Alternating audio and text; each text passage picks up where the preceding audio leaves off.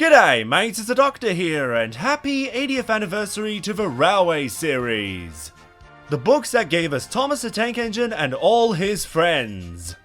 The series that has stood the test of time and managed to publish 42 main books, 3 television shows, 15 movies plus 1 theatrical movie. And 800 issues of magazine stories. Yeah, that's news to me too! It has become one of the most profitable franchises of all time, with a passionate fanbase inspiring some to become writers and filmmakers, generating interest of those who want to become railway historians. The work of the Reverend W. Awdry cannot be undermined. Which makes it all the more unusual how much was censored. Despite coming across as an innocent children's program, Thomas the Tank Engine and Friends has had to deal with quite a number of censorships over the years. And today I want to go over these changes with you good people and ask yourselves, are any of these justified or were they an overreaction? According to the Oxford Dictionary, censorship is a suppression or prohibition of any parts of books, films, news, etc. They are considered obscene, politically unacceptable, or a threat to security. Alright, everyone on the same page? So, let's make like the scientists from the Institute of Innovation and see what we can uncover. Here's some of our findings. Henry's sneeze. The original publication of his story contained a slur that caused such an outrage the Reverend W. Awdry had to issue an apology and rewrite the story in 1972. Suspiciously, that is 21 years after the book was first published, like, what took him so long? But anyhow, you're wondering what did it say initially. Smoke and steam and ashes spouted from his funnel. They went all over the bridge and all over the boys who ran away as black as... Oh. Portuguese dark magicians? Today the story reads the boys ran away as black as soot. I think this is a cut and dry case. It's derogatory, it's dehumanizing. Yeah, nah, this censorship was most definitely the right call. The sad story of Henry. One of the most controversial stories is undoubtedly the sad story of Henry. This is the one where Henry refuses to come out of a tunnel, afraid if a few drops of rain will ruin his green paint with red stripes. He was left there because the Fat Controller would not tolerate such stubbornness on his railway. The original version ends on a somber note, with the narrator paraphrasing how it was worded in the books, but still kept the original tone. But I think he deserved his punishment. Don't you? The US version, however, chose to soften the ending, and attempts to make the ending sound hopeful. How long do you think Henry will stay in the tunnel, and then decides to journey out again? This did not stop news outlets from going after it. Even as recent as last year, articles are still being published using this episode to paint Thomas the Tank Engine and Friends in a negative light. If censorship fails to deter public scrutiny from coming after the show, was it worth changing in the first place? Fat. Something I noticed when researching for this video, the US version changed many wordings throughout the show. Some of these changes were a result of railway terminology like guards became conductors, troublesome trucks became foolish freight cars, but in the case of the stout gentleman himself, it was a result of political correctness. Fat Controller seemed a dangerous name in politically correct America, so he became Sir Topham Hatt. It did not stop with him, however. In the episode Thomas and the Guard, or Thomas and the Conductor, I hate this already, Thomas calls Henry fat, which is how it was worded in the original story. Rubbish, said Thomas. You're too fat, you need exercise. The US version, however, has Thomas calling Henry slow. Rubbish, said Thomas. You're too slow. You need exercise. I really hate this softening of the dialogue that used to plague anime back in the day, but judging by the Sonic Generations remake, things have not gotten better. If you're going to insult someone, it needs to have a bite to it. You don't have to resort to swearing as it is a kids show, but let's not treat fat like it is a swear word. Or a racial slur. Cows. This one is funny. because it is one of the darkest stories in all of Thomas. The story, as the title implies, deals with cattle and the trouble they could cause should they stroll onto the busy rails. One day, a cow named Bluebell lost her calf and wandered onto the tracks. They attempt to shoo her away, but Henry decides to head back to the station. In both the US and UK dubs, they mention Bluebell's calf is waiting for her mother at the platform. That must be Bluebell, said the porter. Her calf is here, looking for her mother. But the US version left out one little detail. Her calf is here, ready to go to market. If you don't know what it means for an animal getting sent off to market, well... I cannot explain how twisted this is. You have a mother and daughter separated from each other, and when they finally get back together, it's jumping time! Now, I could barely speak as a kid, let alone understand my native language, and I imagine this phrase would have gone over many children's heads at the time. Mummy, where are they taking Bluebell? Why, to the market, my sweet. You mean like the fun fair? Yes, Bridget. Just like the fun fair. Old Iron. Now, this one was censored in both the US and UK, meaning there is no version of this episode filmed uncensored. As with most adaptations, you will never receive a direct copy word for word. There is inevitable changes in order to fit the medium, but this one created a plot hole nobody seemed to realize. The story follows James, who is fed up with Edward's slow pace. Percy retorts Edward could beat James in a race any day, and that day came sooner than expected, when James became a runaway after naughty boys fiddled with his controls. Edward manages to catch up with James, and the crew got on board to slow James down and save the day. We never find out what happened to those boys after the chase, but in the original story, the book is quoted as saying the boys were soundly walloped.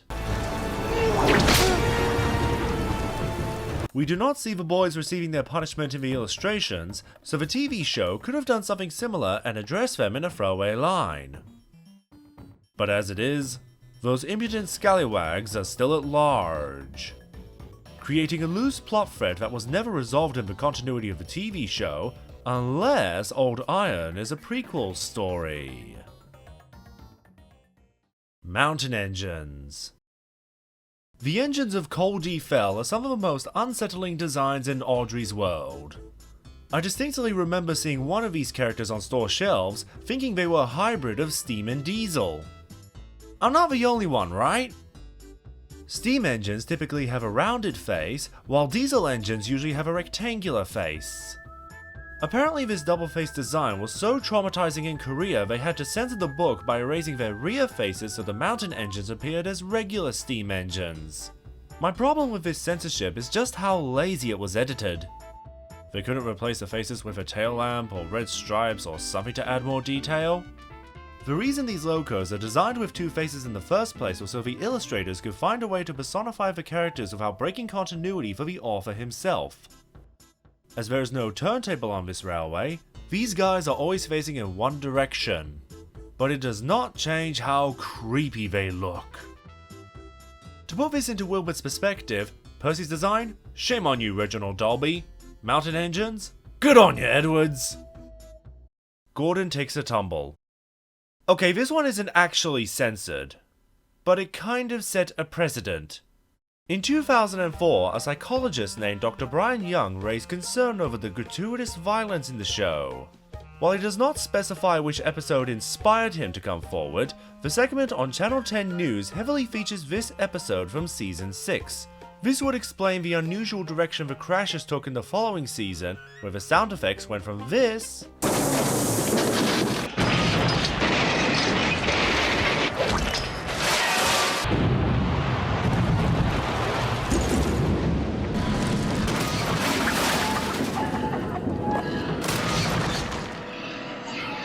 to this.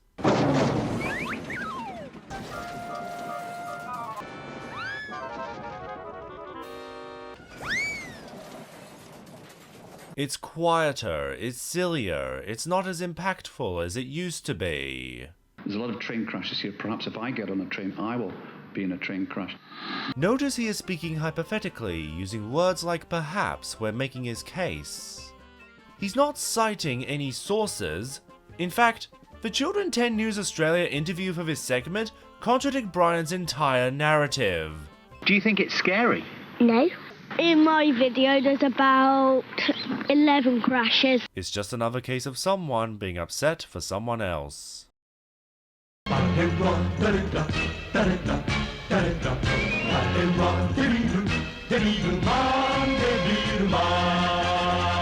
Season 9's Flower Power is a dull episode in my opinion, but had this scene been left intact in the final cut, no doubt the episode would have been a standout. It is the end of Halloween, but the Fat Controller is still wearing his costume. As you can see, he is dressed as a wizard. But some photos behind the scenes show, originally he was dressed as a devil. Now if I were a clergyman and wrote books to be marketed towards children, the last thing I want the little tykes to be exposed to is Satanism. It's crazy to think this made it to the filming stages, but thankfully, someone made the call to reshoot the scene, and thus avoid any controversy that would have drawn unwanted attention. Halloween. Once again, the US version is to blame for this alteration, although it's not the most consistent censorship. In the final scene of this episode, the narrator states the moral of the story: there are no such thing as ghosts, only for a real ghost to emerge from the rusting corpses of scrapped engines before the episode cuts to credits. The US version filmed an alternate ending where the ghost is nowhere to be seen. But it's weird because some broadcasts aired the censored version while others aired the uncensored version. I don't get this.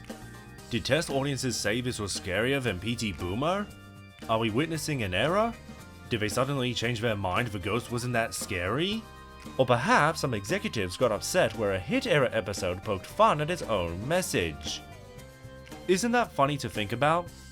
The hit era was notorious for prioritizing messaging over world building, source material accuracy, real world safety practices, etc, etc.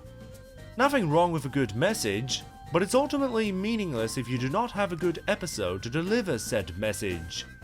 Season 8's finale is a rare hit era episode that makes the audience think about what they saw, and leaves the viewer questioning the story, making for a more memorable experience, especially if it succeeded in spooking younger Thomas fans.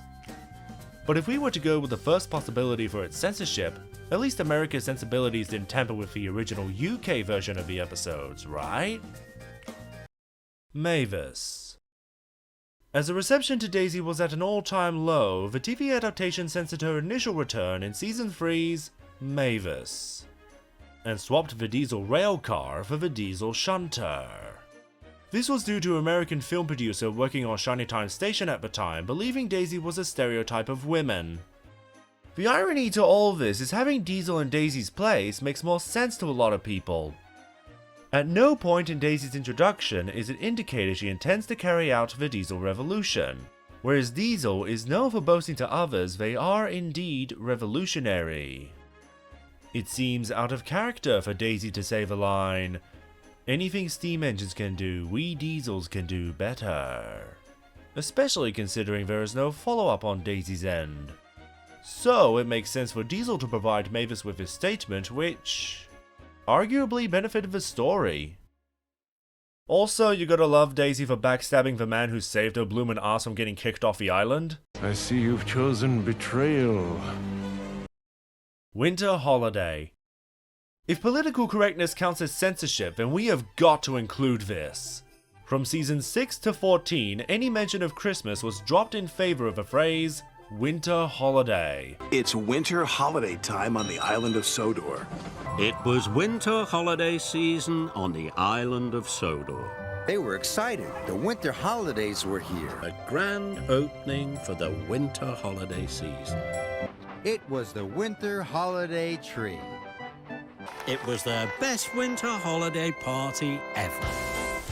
The idea was to be more inclusive, as not every religion celebrates Christmas, but obviously it didn't sit well with people. It wasn't just a problem with Thomas, It was so bad throughout the 2000s, even comedians took shots at it. You look very festive. Happy holidays. Screw you, it's Merry Christmas. Hilary Fortnan, the youngest daughter of a Reverend W. Audrey, wrote a complaint to Hit Entertainment stating the following: I am dismayed at Thomas the Tank Engine having to call a Christmas tree a winter holiday tree. It is not what my father wrote. Those who now write his story should not take Christ out of Christmas. And that is what is secretly manipulative about inclusivity. In order to include more people, you have to exclude others. In theory, it sounds welcoming. In practice, it's just discrimination. The fact that Sodor is heavily influenced by the time period of the real world is evidence British culture is integral to this franchise. And if that can't be represented, it's going to cause an outcry. Following Hilary Fortnan's letter, they redubbed the last episode of season 14 to bring Christmas back to Thomas. Hilary would pass away the next year, but we should be grateful for her contribution to the show. It was the first step in the right direction for the CGI era. Henry spots trouble. This episode was so controversial it had to be banned, making it the only episode in the franchise to be forbidden from airing. There is an argument to be made if the Daisy episodes also count as banned episodes, but at least they got to air in America outside of Shining Time Station, but Henry Spots Trouble was so irredeemable it had to be banned in Australia. Wait. That can't be right. My people are bigger pussies in politically correct America? I'm out of here! The ABC, Australia Broadcasting Corporation, received complaints from this episode for its depiction of chickenpox, believing the episode downplays the seriousness of the illness, and with the rise of anti-vaccination conspiracy theories, maybe those viewers were ahead of the game. Even if fatalities are rare for such diseases, you are best to see a doctor about your condition so you're not part of the unlucky few. The plot of the episode has Henry discovering chickenpox, and wonders if engines like him can also catch the illness. Throughout the day, several characters have accidents that coincidentally leave them with spots on their faces, and Henry just so happens to run into all of them. But the real point of contention is how the Fat Controller explains it to Henry by the end. Even for people, chickenpox is nothing to be scared of, Henry. Honestly, this is not even a good episode. I have heard people say if a show wanted to introduce a cowardly engine, it should have been a new character instead of an established character like Henry. Frankly, the episode should have been banned for its abysmal character portrayal. It would mean about a quarter of the show would be unwatchable, but I think that is a sacrifice we are willing to make. Big World, Big Adventures, the movie. We used to have proper sun worshippers in Mexico. And you know what their faces look like? This. You ever wonder why there are no Thomas episodes that take place in Mexico? Whiteout. Like many of you, I'd rather look the other way and imagine the 2D reboot of Thomas the Tank Engine does not exist. But there is censorship here. Or is it? I'm not sure what to make of it. A snowstorm has struck the island, and the engines can barely see what's in front of them. Percy is determined to take the mail train, but accidentally knocks all the presents out of his van. One of them is a model train that bears a strong resemblance to Gordon, who pretends not to notice and goes on to concede the children will not receive their presents. The scene with the model train was not only cut from the US broadcast, but also the Japanese airing, making for a poorly edited scene where Thomas magically switches places from beside Gordon to in front of him. I would play the scene for you in its entirety, but I don't want to risk myself receiving a target on my head from Mattel's assailants. This might be the most bizarre censor of them all, as it's hard to believe something as corporatized as All Engines Go would be embroiled in censorship, but I really got nothing to go by here. Normally I would question why, but it's All Engines Go. The whole thing is one big why. Whistles and Sneezes. Gosh darn it, Henry, can you not be controversial for 5 minutes? It's not my fault, okay? I've got boiler sludge, my funnel is stuffed up, my axles are creaking, Lady Luck isn't on my side this morning. Well, speaking of ladies, where is that Southern Railway BOB class with amended wheel slip? No! The original story showed naughty boys throwing rocks onto Henry, his train, and his crew. The adaptation shows the coaches and Henry getting hit, but no mention of his crew, so it was presumed they were left unscathed. Well, maybe not initially. There is no footage currently available, but we do have a photo of an unused prop with a red lump on his head. Now maybe I'm desensitized from all the head injuries from old cartoons, but I think this was cut from the episode because the showrunners thought it was too graphic. And how I have come to this conclusion is in Season 5's Horrid Lorry, a driver is thrown out of his vehicle, clearly hitting his head on solid stone, growing a lump. Except, it does not penetrate his hat. They must have realized cartoon injuries versus realistic injuries hit differently. As Thomas is meant to be more realistic, they would have to shoot the rest of the episode with the injured prop head whenever it cuts to the driver or fireman. When someone takes a beating in this universe, they make sure to let it sink in. It's not something they can rub off in the next shot. Is it speculation? Maybe, but an interesting theory nonetheless. Brake van. Let's end this video off with what is possibly the most obscure censorship of them all. The original story of the Scottish twins had them dealing with a spiteful brake van. The Railway series has thankfully been left unchanged. The TV show infamously condensed the twins' origin, brushing over several plot points, but they filmed the crushing defeat of Old Spiteful. No! This censorship comes from the magazine adaptation with a brake van scuffle with the Scots literally cost him everything. Where's this at? But what makes this the funniest censorship of them all is there is a color-in book where